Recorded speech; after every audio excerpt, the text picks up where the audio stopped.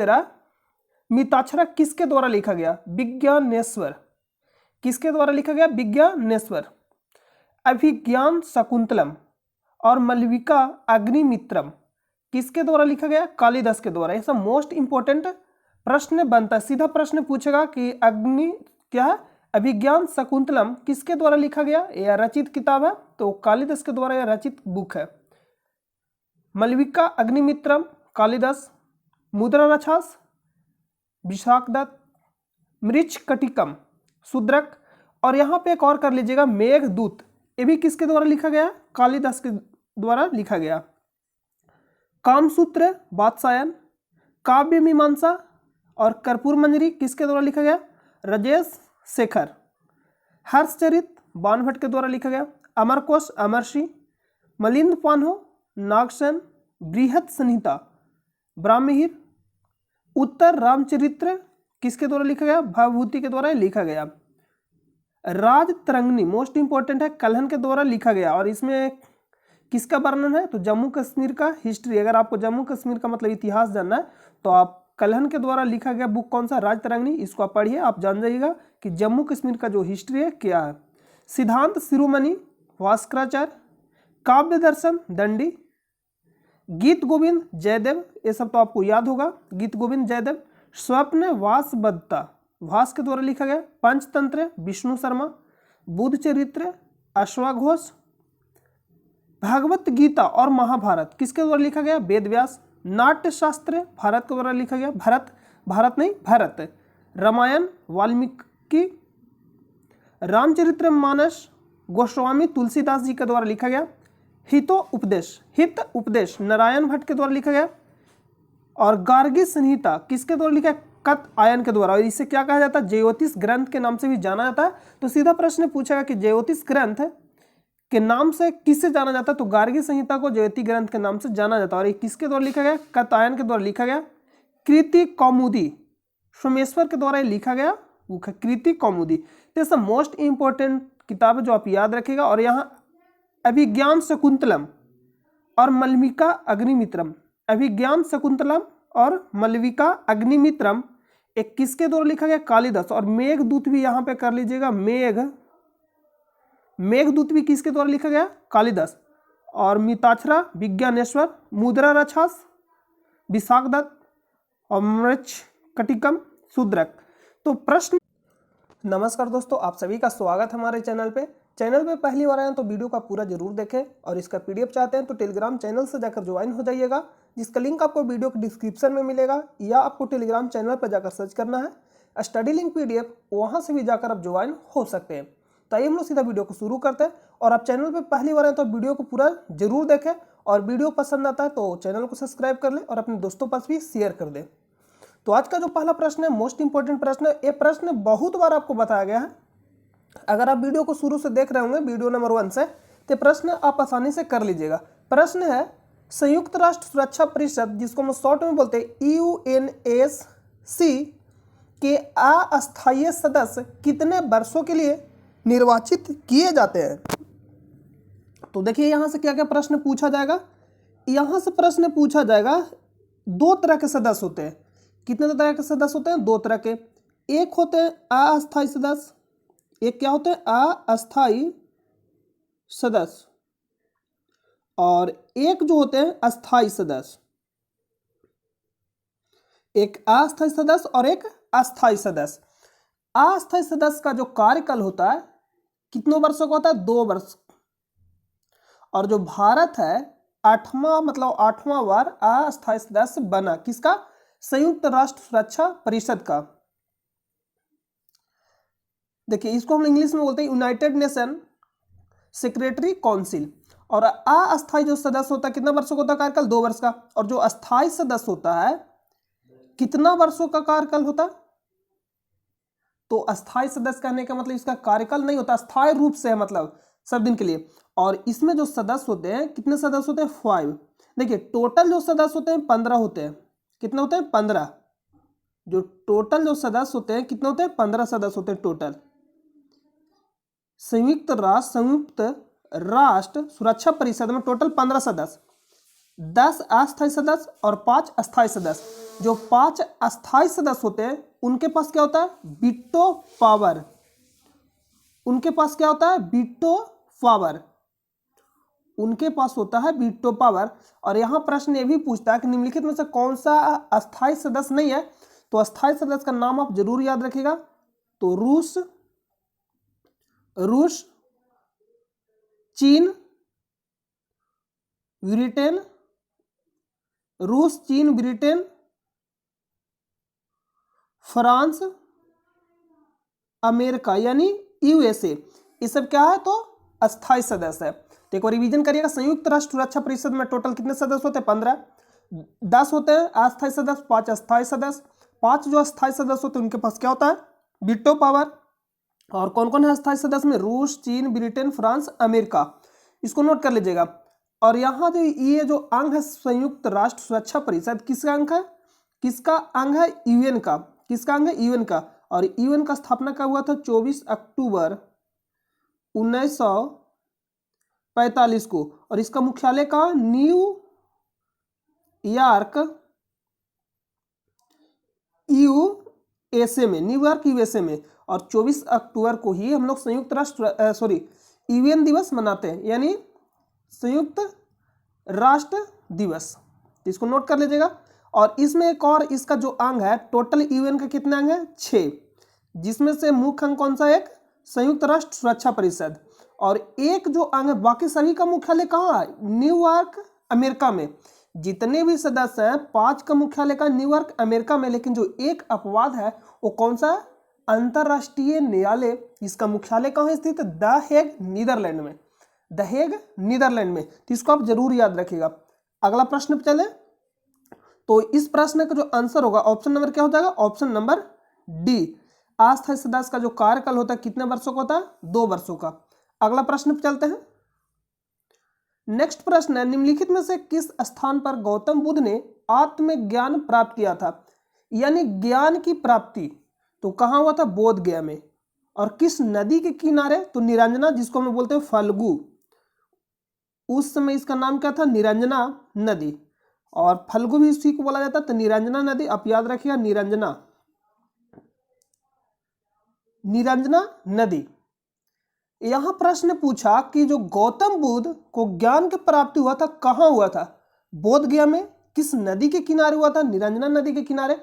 इसी को हम लोग क्या बोलते हैं, फल्गु बोलते हैं। इसमें आप कंफ्यूजन नहीं करिएगा। लुम्नी में क्या हुआ था, इनका जन्म हुआ था। और ये जो वर्तमान में मतलब ये कहाँ पड़ता है, अभी नेपाल में ये हो जाएगा जन्म। कुशीनगर में क्या हुआ, तो कुशीनगर में इनका होता है मोक्ष की प्राप्ति। मोक्ष की प्राप्ति कहने का मतलब मृत्यु। तो इनका मोक्ष की प्राप्ति कहाँ होता है, यानी मृत्यु हम यहाँ पे लिख दे रहे हैं शॉर्ट में। मोक्ष की प्राप्ति कहाँ हुआ, कुशीनगर में। और सारनाथ में क्या दिए, प्रथम उपदेश। प्रथम उपदेश कहाँ दिए थे, सारनाथ में। प्रथम उपदेश कहाँ दिए, सारनाथ में। इतना आप नोट कर लीजिएगा जो मोस्ट इंपोर्टेंट है। अगला प्रश्न पे चले। नेक्स्ट प्रश्न है, पुरुष मानव शरीर के किस अंग को एडम का एप्पल कहा जाता है, यानी जिसको हम बोलते हैं साउंड बॉक्स, एक तरह से आप बोल सकते हैं, जिसको हम लोग क्या बोलते हैं, कंठ या टेंटुआ। मतलब ठेठ आप देहाती में जिसको बोलते हैं ना, जैसे में आप जाइएगा कहीं तो बोलते हैं टेटवा दबा देंगे तो मर जाएगा। मतलब इसका कहने का मतलब क्या होता है, कंठ जिसको हम लोग बोलते हैं। तो यहाँ पे दोनों लैंग्वेज में लिखा गया कंठ या टेटुआ, ठीक है। तो इसको आप याद कर लीजिएगा, ऑप्शन नंबर डी। इसी को क्या बोला जाता है, एप्पल का एडम का एप्पल। ऑप्शन नंबर इसका क्या हो जाएगा, डी। अगला प्रश्न पे चले। जीभ आप जानते हैं, तालु भी आप जानते हैं, फेफड़ा। फेफड़ा, तो फेफड़ा क्या करता है, शुद्धिकरण। जो रक्त का शुद्धिकरण होता है 2 तरह से होता है। एक होता है प्यूरिफिकेशन और एक होता है फिल्ट्रेशन। फिल्ट्रेशन कहने का मतलब, फिल्टर का मतलब ही होता है छानना, मतलब छानकर शुद्धि करना। और प्यूरिफिकेशन करने का मतलब ऑक्सीजन मिलाकर शुद्धि करना। तो 2 तरह से शुद्धिकरण होता है, एक किडनी करता है और एक फेफड़ा करता है। तो दोनों में आपको बताना है कि कौन किसका काम है, मतलब कौन सा काम किसका है, किडनी का काम क्या है और फेफड़ा का काम क्या है, ये आपको बताना है आंसर कमेंट बॉक्स में। इसका आंसर हम आपको नेक्स्ट वीडियो में बताएंगे। अगला प्रश्न पे चलते हैं।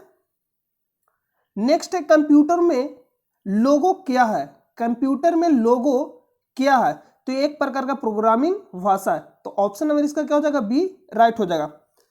नेक्स्ट है, सुप्त पिटक के संदर्भ में निम्नलिखित में से कौन सा कथन सही है? आपको बताना सुप्त पिटक, जैसे आप सुनेंगे सुप्त पिटक, धम्म पिटक, तो ये आपको बताना है कि सुप्त जो पिटक है के संदर्भ में कौन सा कथन सही है। 4 कथन आपको दिया। कथन यह है, यह बुद्ध का जीवन चरित्र है, यह मगध के शासक और बुद्ध के बीच की बातचीत से संबंधित है। तो ये जो ऑप्शन नंबर दे रहा है ये क्या दे रहा है? राइट इसका आंसर हो जाएगा। ये जो सुप्त पिटक है इसमें क्या बताया गया? तो मगध के शासक और बुद्ध के बीच जो बातचीत हुआ उसी के बारे में संबंधित है। तो ऑप्शन नंबर बी क्या हो जाएगा? राइट हो जाएगा। नेक्स्ट प्रश्न में चलते हैं। नेक्स्ट है, निम्नलिखित कथन किसका है? एक कथन दिया गया है और आपको बताना है कि यह जो कथन है किसका। कथन हम आपको पढ़ रहे हैं और आपका इसका आंसर देना है। कथन है कि संयुक्त राष्ट्र का गठन मानवता को स्वर्ग में ले जाने के लिए नहीं बल्कि इसे नर्क से बचाने के लिए किया गया था। यह कथन किसका? तो संयुक्त राष्ट्र आया ऑप्शन में। तो संयुक्त राष्ट्र का स्थापना कब हुआ था? 24 अक्टूबर 1945 को।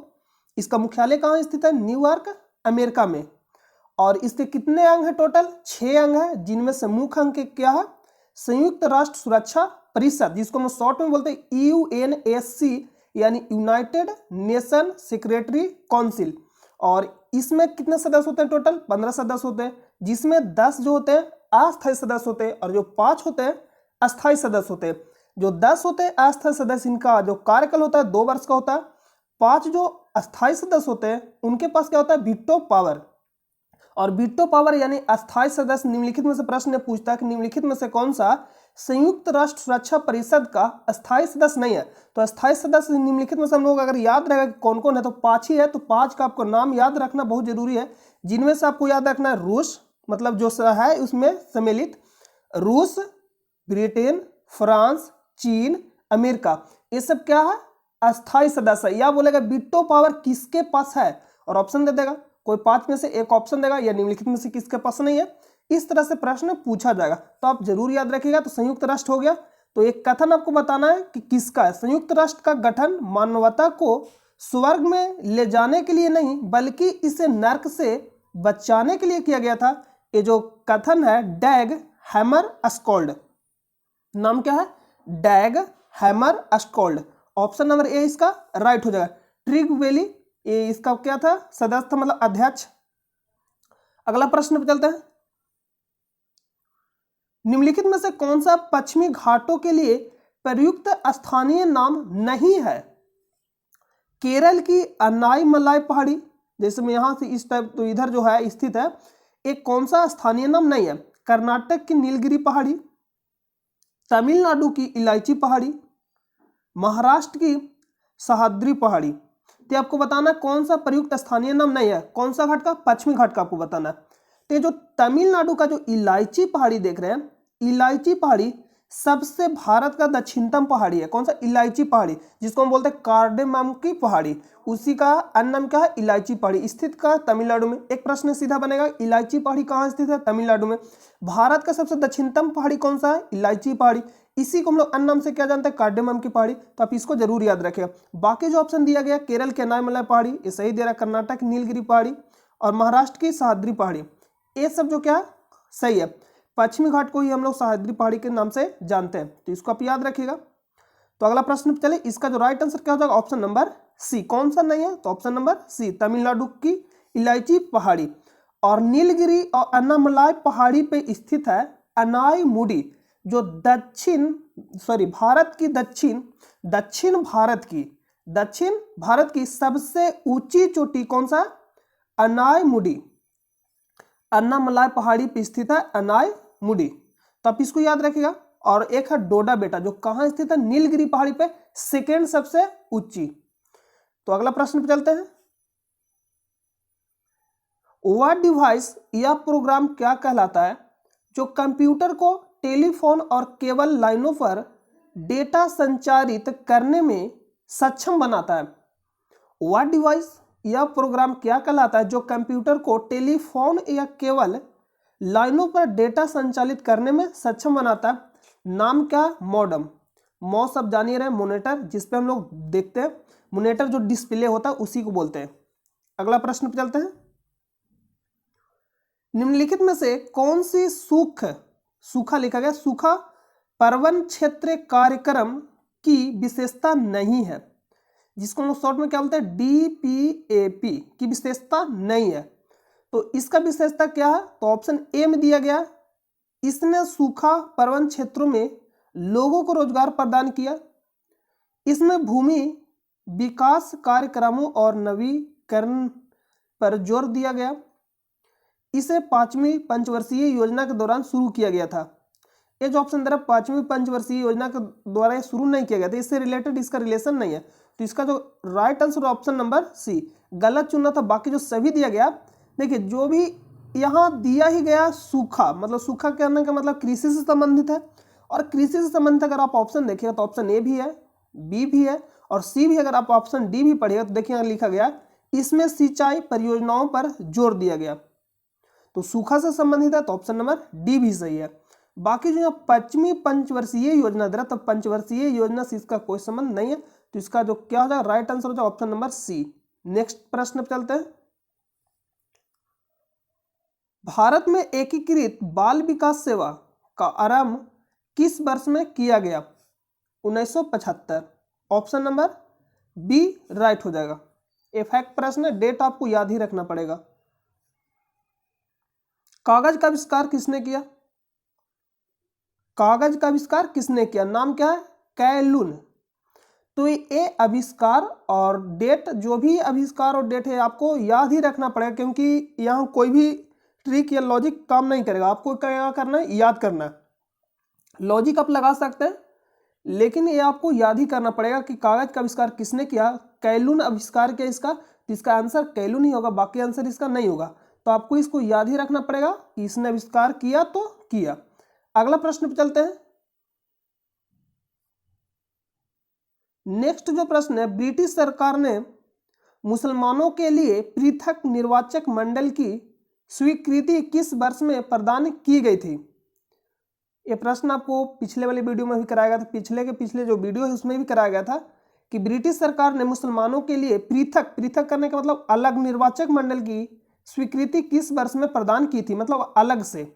तो कब किया गया था, 1909 में, जब मार्लो मिंटो सुधार आया था तभी किया गया था। तो ये भी प्रश्न पूछेगा मार्लो मिंटो सुधार कब आया, 1909 में आया। तो इसका राइट आंसर क्या होगा, ऑप्शन नंबर सी। नेक्स्ट प्रश्न पे चलते हैं।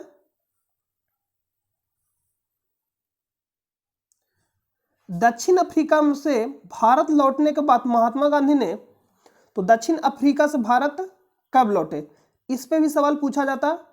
प्रवासी भारतीय दिवस कब मनाया जाता है, 9 जनवरी को। क्यों मनाया जाता है, क्योंकि 9 जनवरी को ही महात्मा गांधी दक्षिण अफ्रीका से कहाँ आए थे, भारत आए थे। और कब आए थे, ये आपका जो वर्ष, मतलब जो वर्ष आपको बताना है कमेंट बॉक्स में। तो यहाँ प्रश्न है कि दक्षिण अफ्रीका से भारत लौटने के बाद महात्मा गांधी ने 1916 में किस विश्वविद्यालय में पहली बार सार्वजनिक तौर पर संबोधित किया था। तो नाम क्या, बनारस हिंदू विश्वविद्यालय। और बनारस हिंदू विश्वविद्यालय का स्थापना कब हुआ, 1916 में। किसने किया, मदन मोहन मालवीय। नेक्स्ट प्रश्न पर चलते हैं। इंटरनेशनल क्रिमिनल पुलिस कमीशन की स्थापना 1923 में। तो एक प्रश्न यहां बन जाएगा कि इंटरनेशनल क्रिमिनल पुलिस कमीशन की स्थापना कब हुआ, 1923 में। डॉट में हुई थी, मतलब कहां, जो इंटरपोल का पूर्ववर्ती है। अब इसका नाम क्या पड़ गया, इंटरपोल। मतलब पहले इसका जो नाम था इंटरनेशनल क्रिमिनल पुलिस कमीशन, अब जो नाम क्या है, शॉर्ट में बोलते हैं इंटरपोल। तो ये भी पूछ सकता है कि इसका पहले नाम क्या था, अब नाम क्या है, स्थापना कब हुआ, 1923 में। कहाँ हुआ था, वियना। और वियना कहाँ पड़ता, ऑस्ट्रेलिया। एक है ऑस्ट्रेलिया और एक है ऑस्ट्रिया। जो ऑस्ट्रेलिया कहाँ पड़ता है, यूरोप महादेश में। तो इसका राइट आंसर का option number D, Washington, Geneva, New York. New York America में हो जाएगा, वाशिंगटन भी अमेरिका में हो जाएगा, जिनेवा स्विट्जरलैंड में हो जाएगा, जिसका मुख्यालय क्या हो जाएगा, WTO, WHO, इस सबका मुख्यालय कहाँ स्थित है, जिनेवा स्विट्जरलैंड में। तो इसको आप याद रखिएगा। अगला प्रश्न पे चलते हैं। नेक्स्ट प्रश्न है, 1930 में किसने दलितों को डिप्रेस्ड क्लासेज एसोसिएशन में संगठित किया और उनके लिए एक अलग निर्वाचन मंडल की मांग की। तो जैसे भी दलितों से संबंधित आता है तो इसका अधिकतर आंसर जो क्या हो जाएगा, B R Ambedkar, option number B. तो इसका राइट आंसर क्या हो जाएगा, option number B. Jawaharlal Nehru, Mahatma Gandhi, तो महात्मा चंपारण आंदोलन कब हुआ था, 1917 में। खेड़ा आंदोलन कब हुआ, 1918 में। दांडी मार्च कब हुआ, 1930 में। ये सब सारा प्रश्न पूछा जाएगा। जवाहरलाल नेहरू भारत के प्रथम प्रधानमंत्री। अगला प्रश्न पे चलते हैं। और खान अब्दुल गफ्फार खान को सीमांत गांधी के नाम से भी जाना जाता है, ये भी याद रखिएगा। खान अब्दुल गफ्फार खान को किस नाम से जाना जाता है, सीमांत गांधी के नाम से भी जाना जाता है। नेक्स्ट प्रश्न है, भारतीय संविधान में मौलिक अधिकार किस संविधान से अंगीकार किए गए हैं। तो भारतीय संविधान में मौलिक अधिकार किस भाग में है, भाग 3 में। कहां से कहां तक है, 12 से 35। और मौलिक अधिकार में शिक्षा का अधिकार, जिसको हम लोग बोलते हैं RTE, राइट टू एजुकेशन, यानी शिक्षा का अधिकार है जो मौलिक अधिकार में और मूल कर्तव्य में कब जोड़ा गया था, तो 86वां संविधान संशोधन 2002 में मूल कर्तव्य में भी और मौलिक अधिकार में भी शिक्षा को जोड़ा गया। तो किस संविधान संशोधन द्वारा, 86वां संविधान संशोधन 2002 के द्वारा। इसको आप याद रखें। और ये लिया कहां से गया, संयुक्त राज्य अमेरिका से। ऑप्शन नंबर ए क्या हो जाएगा, राइट हो जाएगा। नेक्स्ट प्रश्न है, और संविधान संशोधन किस अनुच्छेद के तहत किया जाता है, ये भी प्रश्न पूछा जाता है। और ये लिया कहां से गया था, ये भी प्रश्न पूछा जाएगा। तो 368 के तहत संविधान में संशोधन किया जाता है। नेक्स्ट प्रश्न है, 1964 में भारत का पहला pressurised heavy water reactor atomic energy of dot limited और भारत के NPCIL का संयुक्त उपक्रम था।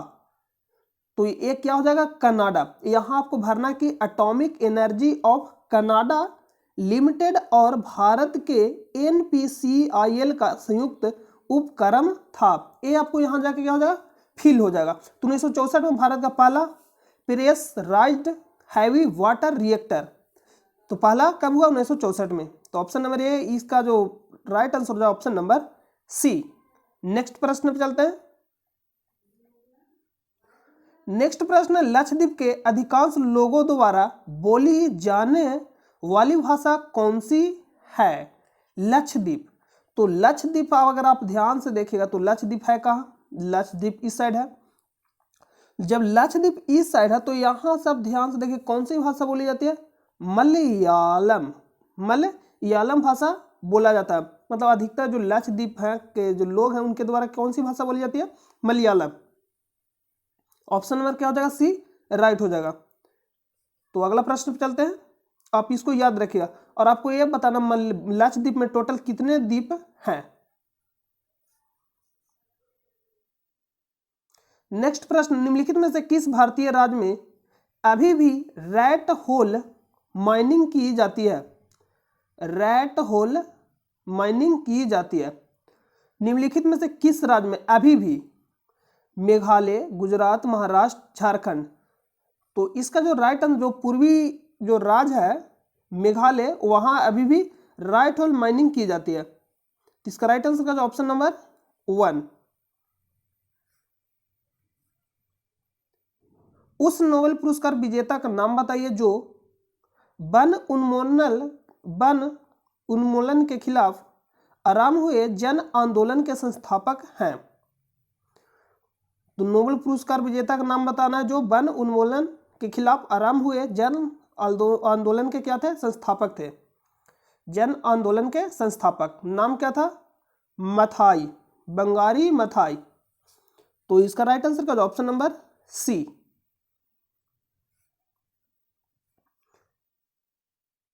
उन्नीस 1909 में महात्मा गांधी द्वारा लिखित उस पुस्तक का नाम बताइए जिसमें यह लिखा था कि यदि भारतीय उनका सहयोग न करे तो ब्रिटिश शासन समाप्त हो जाएगा।